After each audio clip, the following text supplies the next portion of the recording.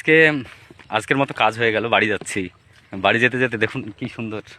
আর এই সুন্দরের মধ্যে কিন্তু একটা খুব সুন্দর একটা কবিতা মনে পড়ছে, সুনীল গঙ্গোপাধ্যায়ের পাহাড় চূড়া।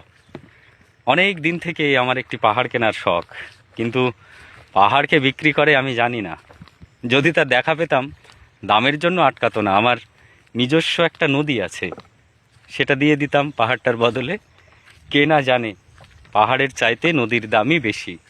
পাহাড় স্থানু, নদী বহমান, তবু আমি নদীর বদলে পাহাড়টাই কিনতাম, কারণ আমি ঠকতে চাই। নদীটাও অবশ্য কিনেছিলাম একটা দ্বীপের বিনিময়ে। ছেলেবেলায় আমার বেশ ছোট্টখাটো ছিমছাম একটা দ্বীপ ছিল, সেখানে অসংখ্য প্রজাপতি। শৈশবে দ্বীপটি ছিল আমার বড় প্রিয়। আমার যৌবনে দ্বীপটি আমার কাছে মাপে ছোট লাগলো। প্রবাহমান ছিপছিপে তন্নি নদীটি বেশ পছন্দ হলো আমার। বন্ধুরা বলল, ওইটুকু একটা দ্বীপের বিনিময়ে এত বড় একটা নদী পেয়েছিস, খুব জিতেছিস তো মাইরি। তখন জয়ের আনন্দে আমি বিহ্বল হতাম। তখন সত্যি আমি ভালোবাসতাম নদীটিকে। নদী আমার অনেক প্রশ্নের উত্তর দিত, যেমন, বলো তো আজ এখানে সন্ধ্যাবেলা বৃষ্টি হবে কি না। সে বলতো, আজ এখানে দক্ষিণ গরম হাওয়া, শুধু ছোট্ট একটা দ্বীপে বৃষ্টি। সে কি প্রবল বৃষ্টি, যেন একটা উৎসব।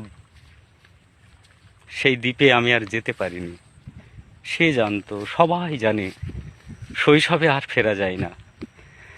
এখন আমি একটা পাহাড় কিনতে চাই। সেই পাহাড়ের পায়ের কাছে থাকবে গহন অরণ্য। আমি সেই অরণ্য পার হয়ে যাব, তারপর শুধু রুক্ষ কঠিন পাহাড়। একেবারে চূড়ায়, মাথার খুব কাছে আকাশ, নিচে বিপুলা পৃথিবী, চরাচরে তীব্র নির্জনতা। সেখানে আমার কণ্ঠস্বর কেউ শুনতে পাবে না। আমি ঈশ্বর মানি না, তিনি আমার মাথার কাছে ঝুঁকে দাঁড়াবেন না। আমি শুধু 10 দিককে উদ্দেশ্য করে বলবো, প্রত্যেক মানুষই অহংকারী।